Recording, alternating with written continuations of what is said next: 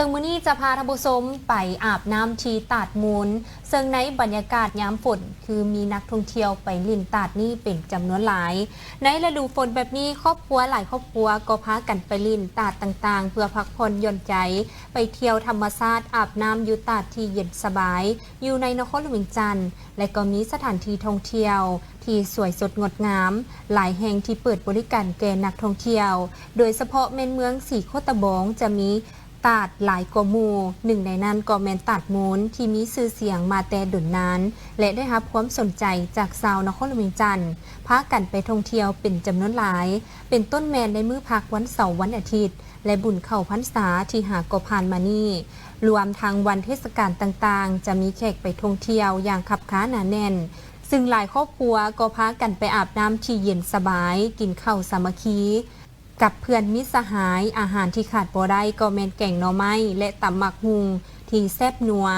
ท่ามกลางธรรมชาติอันสวยงามเฮ็ดให้หลายคนได้ผ่อนคลายหลายขึ้นจากความอิดเมื่อยภายหลังเฮ็ดเวียกมาตลอดทั้งอาทิตย์นอกจากตาดมูลแล้วอยู่เมืองสีโคตะบองก็ยังมีอีกหลายตาดที่สวยงามและได้รับความสนใจจากแขกที่ไปเที่ยวชมเซนบาตาดวังน้ำผึ้งตาดปลาไหลและบ่อนอื่นๆก็ล้วนแต่ได้รับความนิยมจากนักท่องเที่ยวเพราะเดินทางสะดวกและอยู่ใกล้กับตัวเมืองของนครหลวงจันทร์ดังนั้นแลงในระยะฤดูฝนนี้ถ้าหากท่านใดที่บ่มีบ่อนไปเที่ยวก็อย่าลืมมาเที่ยวลิ่นที่ตาดแห่งนี้ได้มาอาบน้ำที่เย็นสบายและกินอาหารพื้นเมืองแบบลาวๆที่เต็มไปด้วยความสุขท่ามกลางธรรมชาติที่สวยสดงดงามและอากาศบริสุทธิ์สดใสอีกด้วยในขงเขตเวียกงานกสิกรรมก็คือการปลูกฝังซึ่งในปีผ่านมาสามารถบรรลุประดาคาดหมายและแผนเวียกจุดสูงหลายด้านอันพ้นเด่นแมนการผลิตข้าวซึ่งในปีผ่านมาสามารถปฏิบัติได้ 3.8 ล้านกว่าต้นถ้าเทียบใส่อัตราความต้องการการบริโภคภายในประเทศแมนประมาณ 2.5 ล้านต้นเห็นว่ามีข้าวเหลือเฮไว้เพื่ออุตสาหกรรมปรุงแต่งและส่งออกต่างประเทศนอกจากการผลิตข้าวแล้วการผลิตพืชเสบียงอาหารอื่นๆเช่นสาลีหวานเผือกมันพืชผักหมักไม้อื่นๆสามารถปฏิบัติได้ 2.39 ล้านต้นการผลิตพืชสินค้าสามารถปฏิบัติได้ลื่นแผนการที่วางไว้การส่งออกพืชและผลิตภัณฑ์พืชสามารถปฏิบัติได้ 1.38 ตื้อดอลลาร์สหรัฐลื่นแผนการ26ส่วนห้อยจากนั้นการเจรจา SPSกับบรรดาประเทศคู่ค้าก็นับมือนับขยายตัวเพิ่มขึ้นและได้ดีกว่าเก่าสำหรับแผนการในต่อหน้าจะพัฒนาระบบกสิกรรมสะอาดโดยเล็งใส่พัฒนาระบบการกวดกาและยั่งยืนกสิกรรมสะอาดกำหนดมาตรฐานรวมด้านเทคนิคคุณภาพเกี่ยวกับพืชและผลิตภัณฑ์พืชกวดกาการส่งออกใบยั่งยืนมาตรฐานกสิกรรมอินทรีย์และกสิกรรมที่ดีให้สามารถเสื่อมโยงกับอาเซียนภาคพื้นและสากลเอาใจใส่คุ้มครองและกวดกา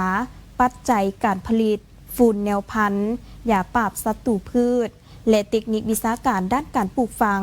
ในการผลิตเสบียงอาหารและสินค้าให้เข้าสู่ระเบียบหลักการอย่างเคร่งครัดเพิ่มทวีความรับผิดชอบในการคุ้มครองสุขยูกวดกาและอำนวยความสะดวกต่อการลงทุนด้านการปลูกฝัง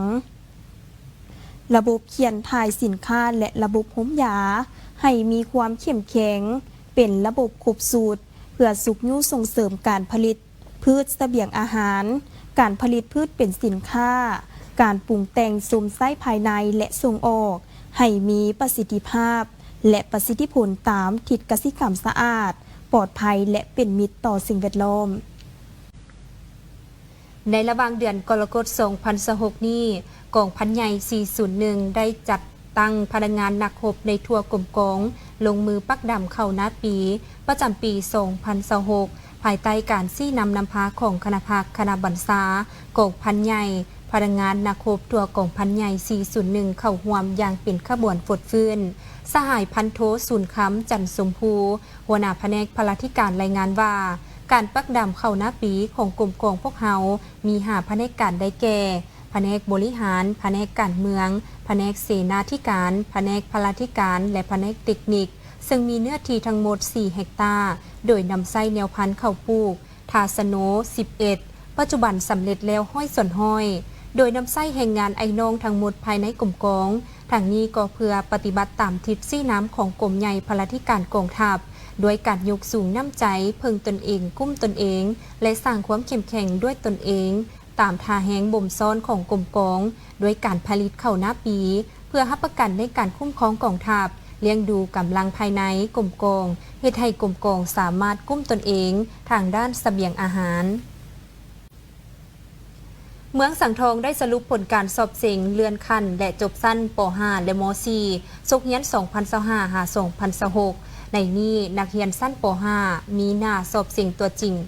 535 คนเสียงได้คะแนน5ขึ้นไปทุกวีซ่า307 คนเท่ากับ57ส่วนห้อยเทียบเซปีที่ผ่านมาแม่นเพิ่มขึ้น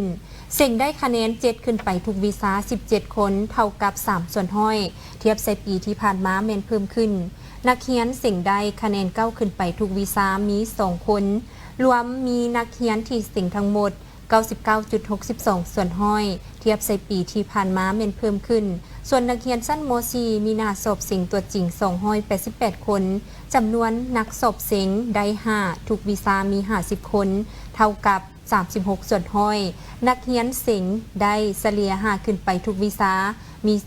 288 คนเท่ากับห้อยส่วนห้อยเทียบใส่ปีที่ผ่านมาเป็นเพิ่มขึ้นส่วนนักเรียนสิ่งได้คะแนน7ขึ้นไปทุกวีซ่ามี2คนนักเรียนสิ่งได้คะแนนเฉลี่ย7ขึ้นไปทุกวีซ่ามี17คนรวมนักเรียนสิ่งทั้งหมดแม่นห้อยส่วนห้อยซึ่งบรรลุตามแผนการที่กำหนดไว้กองประชุมยังได้มีการมอบใบประกาศนียบัตรและก็มอบใบประกาศนียบัตรจบสั้นป .5 ม .4 ผ่านข้อตกลงย่องยอบุคคลและกรมกองที่มีผลงานประกอบส่วนการเรียนการสอนดีเด่นซึ่งมอบโดยท่านนางไพฑูรย์อ่างมัตสารองประธานคณะกรรมการปกครองเมืองสังทองมีท่านอัมพรศรีสุพรรณหัวหน้าองค์การศึกษาธิการและกีฬาเมืองสังทองบรรดาครูอาจารย์น้องนักเรียนพร้อมด้วยผู้ปกครองเข้าร่วมอย่างพร้อมเพรียง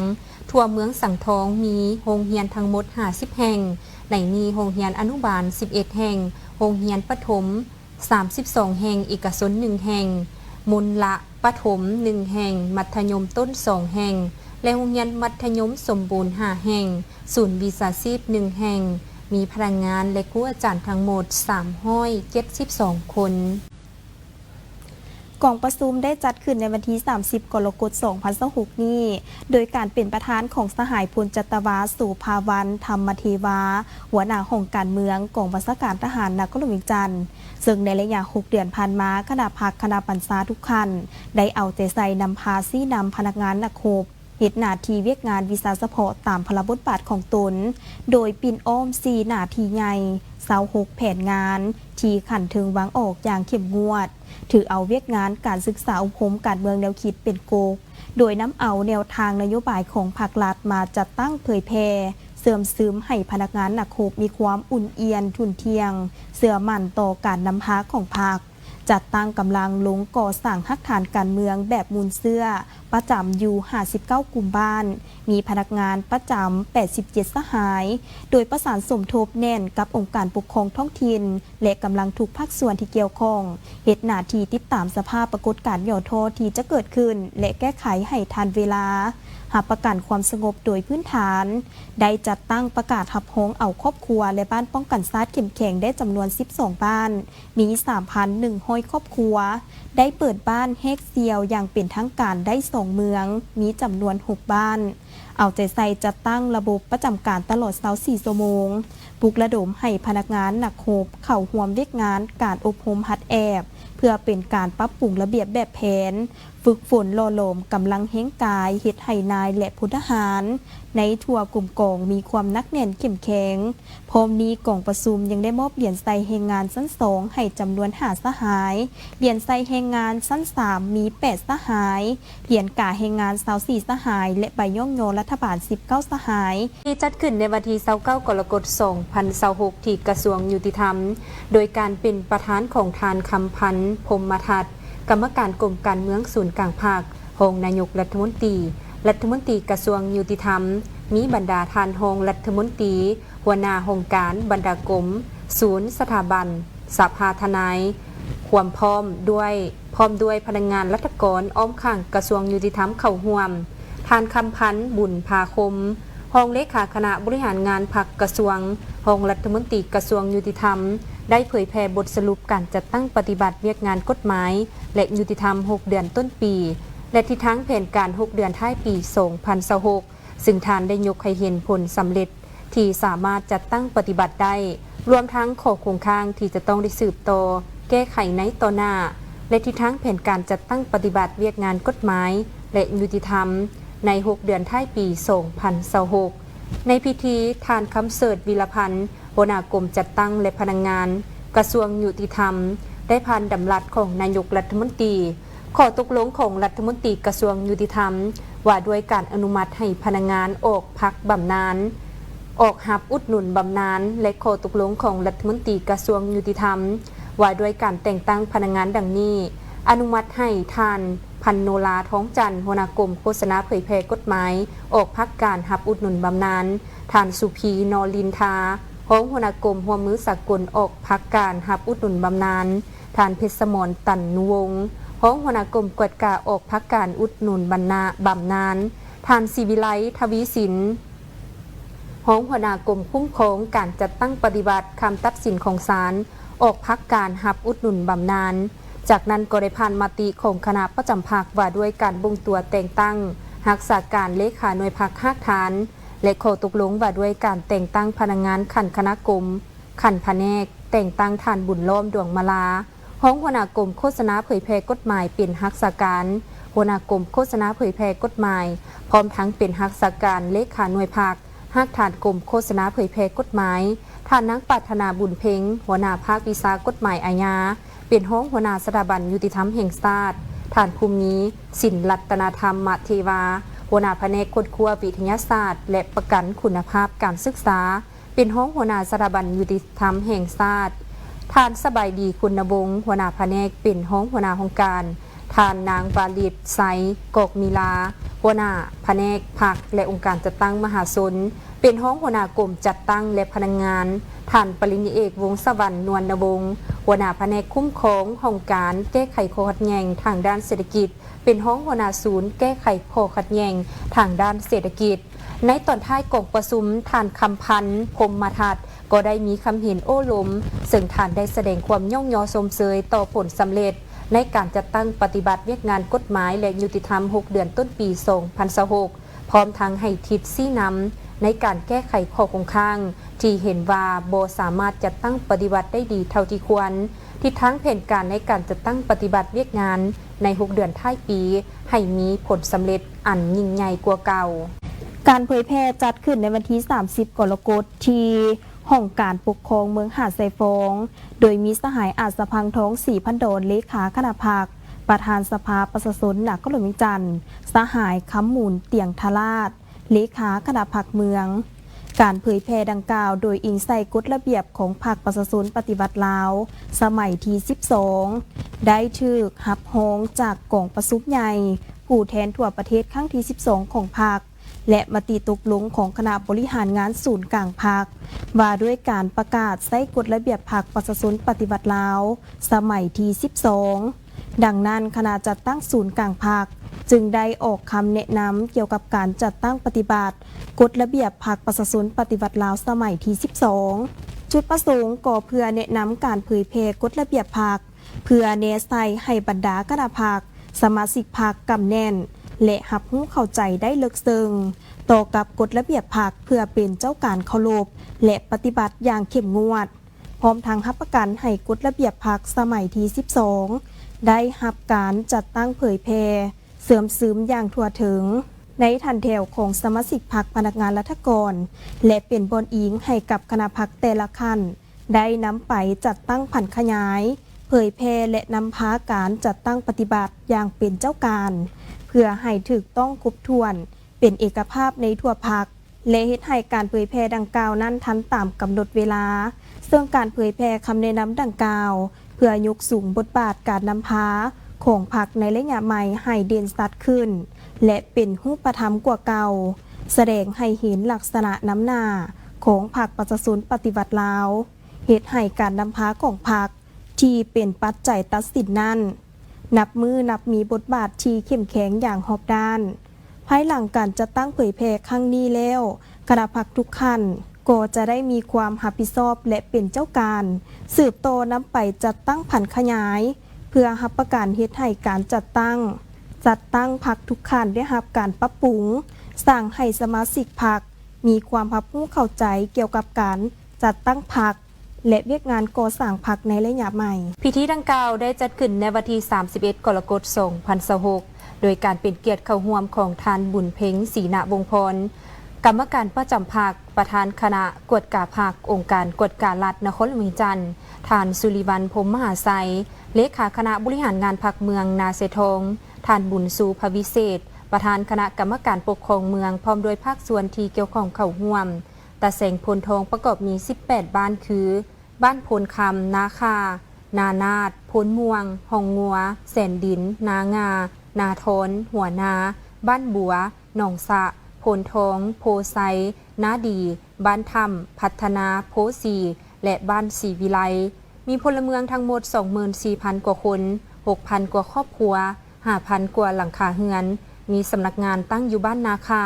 ประกอบมีพนักงานทั้งหมด 10 ท่านมี5หน่วยงานคือหน่วยงานบริหารปกครองหน่วยงานพรรคองค์การจัดตั้งมหาชนหน่วยงานเศรษฐกิจการเงินหน่วยงานวัฒนธรรมสังคมและหน่วยงานป้องกันชาติป้องกันความสงบในพิธียังได้ผ่านข้อตกลงว่าด้วยการสั่งตั้งตาเสงพลทองมติตกลงว่าด้วยการสั่งตั้งองค์คณะพรรคหักฐานหับห้องเอาคณะบริหารงานพรรคหักฐานผ่านมติลงถอนเลขาคณะพรรคหักฐานกลุ่มนาคามาประจำอยู่ห้องว่าการเมืองนาเสทงผ่านข้อตกลงว่าด้วยการแต่งตั้งพนักงานลงประจำอยู่ตาเสงผ่านมติตกลงว่าด้วยการแต่งตั้งคณะบริหารงานพรรคหักฐานข้อตกลงแต่งตั้งประธานรองประธานคณะกรรมการปกครองตาเสงพลทองนอกจากนี้ยังได้มอบรับใบย่องย่อขันเมืองให้แก่หัวหน่วยธุรกิจที่ประกอบส่วนอุปถัมภ์เข้าในการสั่งตั้งตาเสงครั้งนี้โอกาสนี้ทานบุญเพ็งศรีณวงศ์พรยังได้มีคำเห็นโอ้ลมต่อพิธีว่าภายหลังสำเร็จพิธีประกาศตาเสงพลทองแล้วมอบให้คณะพรรคคณะกรรมการปกครองเมืองและคณะประธานตาเสงสุมไส้เผยแพร่เสื่อมซึมนิติกรรมตาเสงให้เข้าถึงประชาชนด้วยหลายรูปการเอาใจใส่ปรับปรุงเวียกผักติดพันกับการปรับปรุงสร้างองค์การจัดตั้งมหาชนขันตาเสงให้มีการเคลื่อนไหวอย่างตั้งหน้าสืบต่อนำเอากลไกบริการผ่านประตูเดียวที่มีอยู่แล้ว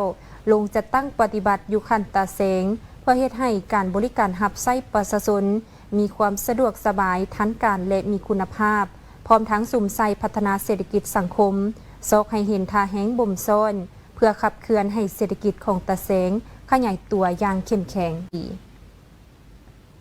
พิธีจัดขึ้นในวันที่ 31 กรกฎาคม 2026 อยู่ที่สโมสรเมืองโดยการให้เกียรติปาฐกถาของทานเข็มเพชรแพงดวงจันทร์อดีตหัวหน้าคณะโฆษณาอบรมนครหลวงจันทร์ซึ่งมีทานอินปองหุมมาเลขาพรรคเมืองทานบุญมีไสยวงศ์ประธานคณะกรรมการปกครองเมืองสีโคตะบองพร้อมด้วยตาแสงพนักงานและเลขาหน่วยพรรค60 บ้านเข้าร่วมจุดประสงค์ก็เพื่อหวนคืนมูลเสื้อและศึกษาอบรมการเมืองแนวคิดให้ได้หับหู้เสื่อมซึมและกำแน่นมูลเสื้อหักซาดน้ำใจพิละอาถรรพ์คุณงามความดีของประธานสุพรรณวงศ์ผู้นำที่แสนเคารพรักของชาติลาวและเป็นการแสดงความรู้บุญคุณต่อผู้นำภาครัฐหุ่นก่อตั้งทำอิฐที่ได้อุทิศแก่การปฏิวัติตลอดมา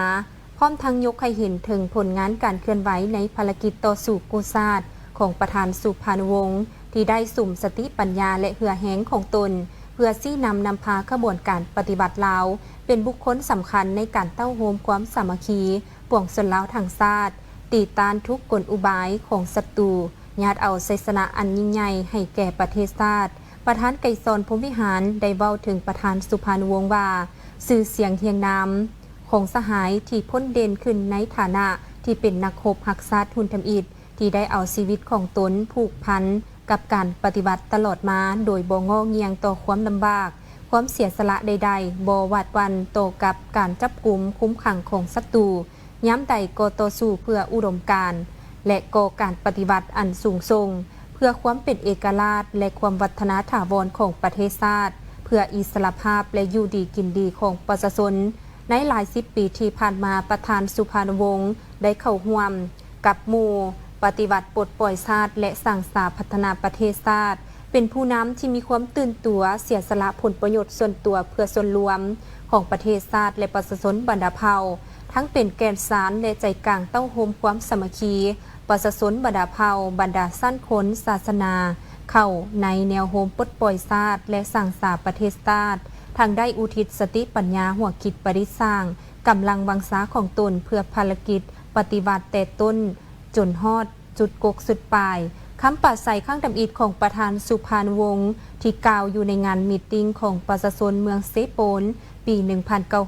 1945 หลังจากทานตัดสินใจคืนประเทศเพื่อเข้าร่วมขบวนการต่อสู้กู้ชาติได้กล่าวว่า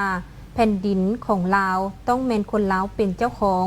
ฉะนั้นพวกเฮาต้องสามัคคีกันโฮมเฮงกันต่อสู้กู้ชาติอันแสนหักของพวกเฮากลับคืนมาให้ได้ประธานสุพรรณวงศ์เปรียบเหมือนดังคันทุงแห่งความสามัคคีอันจิตหนึ่งใจเดียวระหว่างประชาชนบรรดาเผ่า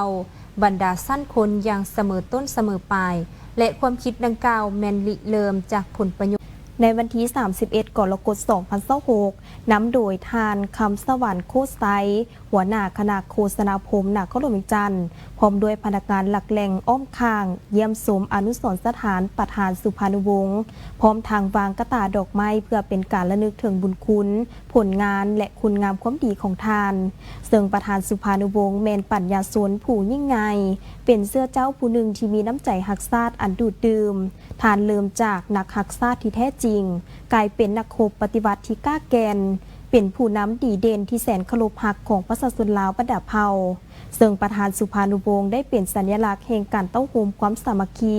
เป็นจิตหนึ่งใจเดียวของปวงชนลาวทั้งชาติและเพื่อนมิตรสากลที่หักหอมสันติภาพในโลกท่านได้อุทิศตลอดชีวิตเข้าในภารกิจต่อสู้ปลดปล่อยชาติปกปักรักษาสร้างสาพัฒนาประเทศชาติและได้กลายเป็นแว่นแย้งอันใส่แจ้งตลอดมาเพื่อจะลึกถึงคุณงามความดีและผลงานอันใหญ่หลวงของประธานสุพรรณวงศ์ให้ยืนยงคงอยู่ตลอดไปกรมการเมืองศูนย์กลางพรรคได้มีมติตกลงเลขที่196/กมสพลงวันที่19 เมษายน 2025ขออภัย 2005 ว่าด้วยการสร้างและอนุรักษ์รักษาอนุสรณ์สถานประธานสุพรรณวงศ์ที่บ้านพลสะอาดเมืองไซเศรษฐานครหลวงเวียงจันทร์อนุสรณ์สถานแห่งนี้ได้เปิดให้มวลชนทางภายในและต่างประเทศเข้าทัศนศึกษาอย่างเป็นทางการในวันที่30 พฤศจิกายน 2005เนื่องในโอกาสเฉลิมฉลองวันชาติครบรอบ30 ปีและวันเกิดของประธานสุพรรณวงศ์ครบรอบ96 ปีซึ่งอนุสรณ์สถานแห่งนี้ติดพันกับการดำรงชีวิตการเฮ็ดเวียกของประธานสุพรรณวงศ์เป็นเวลา19 ปี 1976 หา 1995 สถานที่แห่งนี้เป็นหนึ่งในบรรดาอนุสรณ์สถานประวัติศาสตร์แห่งชาติทั้งเป็นสถาบันแห่งการศึกษาอบรมค้นคว้าหำเฮียนมูลเสื้อคุณสมบัติศีลธรรมปฏิบัติที่ล้ำเลิศวิถีดำรงชีวิตที่เรียบง่ายปลอดใสแบบแผนเฮ็ดเวียกที่วิทยาศาสตร์และแบบแผนนำพาที่สลัดส่องใสของประธานสุพรรณวงศ์เพื่อให้คนรู้